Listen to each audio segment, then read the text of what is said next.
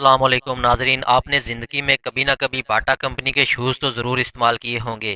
آج کی اس ویڈیو میں ہم آپ کو بتائیں گے کہ اس کمپنی کی بنیاد کب، کس نے اور کہاں پر رکھی، کیسے ایک جوتے سلائی کرنے والے موچی نے اتنا بڑا بزنس امپائر کھڑا کر دیا، جنگ عظیم میں باٹا نے کیا اسٹریٹجی اپنائی، جب پوری دنیا کی معیشت ڈوب رہی تھی باٹا پھر بھی کچھ نہ کچھ منافع کما رہی تھی۔ جنگ عظیم کے دوران باٹا کو کن مشکلات کا سامنا کرنا پڑا۔ ناظرین، باٹا کمپنی کی بنیاد 1894 میں چیک ریپبلک میں تھامس باٹا نے رکھی۔ تھامس باٹا نے اپنے بھائی انٹونین باٹا اور بہن آنا باٹا کے ساتھ مل کر 10 لوگوں کو ملازم رکھا اور ہاتھوں سے جوتے سلائی کر کے بیچنے کا کام شروع کر دیا۔ ہاتھوں سے جوتے سلائی کرنے کا کام نسبتاً سست تھا، جس وجہ سے انہیں زیادہ منافع نہیں ہو رہا تھا۔ ایک سال کے بعد 1895 میں تھامس باٹا نے کچھ مشینیں خریدی اور مشینوں پر جوتے سلائی کر کے بیچنا شروع کر دیا، جو کہ پہلے سے قدرے تیز عمل تھا۔ ان کے جوتوں کی اچھی کوالٹی اور کم قیمت ہونے کی وجہ سے لوگ انہیں بہت پسند کرنے لگے اور ان کی ڈیمانڈ بڑھنے لگی، جس کے پیش نظر انہیں ملازمین کی تعداد 10 سے بڑھا کر 50 تک لے جانا پڑی۔ اس کے 4 سال کے بعد باٹا نے اپنی کمپنی میں جدت اختیار کرتے ہوئے سٹیم ڈرائیور مشین انسٹال کر دی۔ ناظرین، 1904 میں تھامس باٹا ایک دن صبح سویرے نیوز پیپر پڑھ رہا تھا کہ اس کی نظر آٹومیٹک لیزر مشین کے اشتہار پر پڑی۔ تھامس نے اپنے 3 اچھے کام کرنے والے ورکرز کو ساتھ لیا اور بوسٹن چلا گیا۔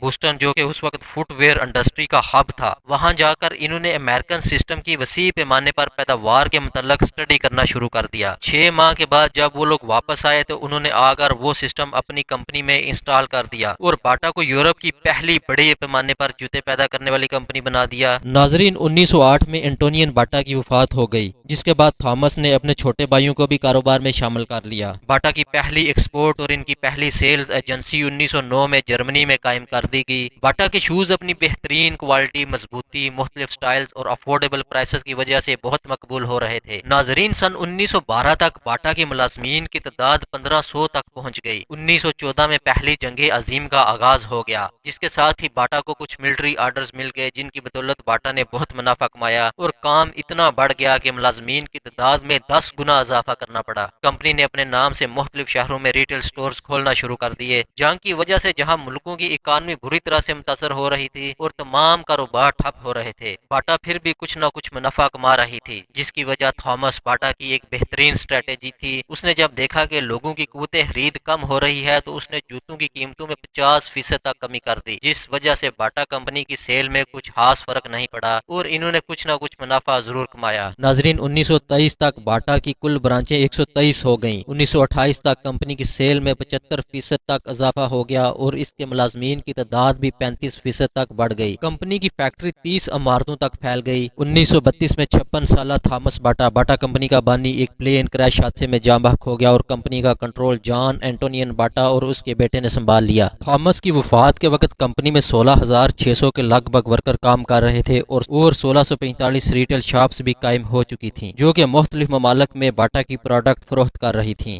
ناظرین، 1930 میں جب باٹا کمپنی کا ایک وفد انڈیا سے خام مال خریدنے کے لیے گیا تو اس نے انڈین مارکیٹ کو اپنے کاروبار کے لیے موزوں جانا۔ انہوں نے کم قیمت، اچھی کوالٹی کے شوز انڈین مارکیٹ میں متعارف کرا دیے، جو کہ دیکھتے ہی دیکھتے مقبول ہو گئے، جس کے پیش نظر باٹا نے انڈیا میں ایک فیکٹری بھی لگا لی۔ 1938 میں ورکرز کی تعداد 65,000 سے تجاوز کر گئی۔ دوسری جنگ عظیم چھڑ گئی، جس کی ضد میں باٹا فیملی بھی آ گئی اور ان کے کاروبار کو شدید نقصان پہنچایا گیا۔ جان انٹونیو کو ملک چھوڑنا پڑا، اس پر غداری کا الزام بھی لگایا گیا اور کچھ عرصہ جیل میں بھی رکھا گیا۔ باٹا فیکٹری چیک میں بمباری کر کے بہت نقصان پہنچایا گیا۔ 1945 میں برطانیہ میں قائم باٹا ڈیولپمنٹ سینٹر کو باٹا کا ہیڈ کوارٹر ڈکلیئر کر دیا گیا اور بزنس کی بحالی کا کام دوبارہ سے شروع کیا گیا۔ ناظرین، اس دوران کمپنی نے اپنے کاروبار کو ایشیا، گلف اور افریقہ جیسے ممالک میں زیادہ پھیلانا شروع کر دیا۔ 1946 سے لے کر 1960 کے دوران 25 نئی فیکٹریاں اور 1700 ریٹیل شاپس کو مختلف ممالک میں کھولا گیا، جن میں زیادہ تر تعداد گلف، افریقہ اور ایشیا کے ممالک کی تھی۔ 1996 کے بعد باٹا نے ڈیولپڈ کنٹریز میں اپنی فیکٹریاں کافی حد تک بند کر دیں۔ 2004 میں ہیڈ کوارٹر کو سوئٹزرلینڈ میں شفٹ کر دیا گیا اور اس کی ملکیت تھامس باٹا، جو کہ کمپنی کا بانی تھا، اس کے پوتے کو ٹرانسفر کر دی گئی۔ ناظرین، آج کے اعداد و شمار کے مطابق ہر روز تقریباً 1 ملین لوگ باٹا کی پروڈکٹ خریدتے ہیں۔ اس کے ملازمین کی تعداد 32,000 کے لگ بھگ ہے۔ 5,300 ریٹیل شاپس پوری دنیا میں قائم ہیں اور 21 پروڈکشن یونٹ 70 ممالک میں کام کر رہے ہیں۔ اگر آپ کو ہماری یہ معلوماتی ویڈیو پسند آئی ہے تو اس کو لائک اور شیئر کریں اور ہمارے چینل کو سبسکرائب سبسکرائب کریں۔ اگلی ویڈیو تک کے لیے اللہ حافظ۔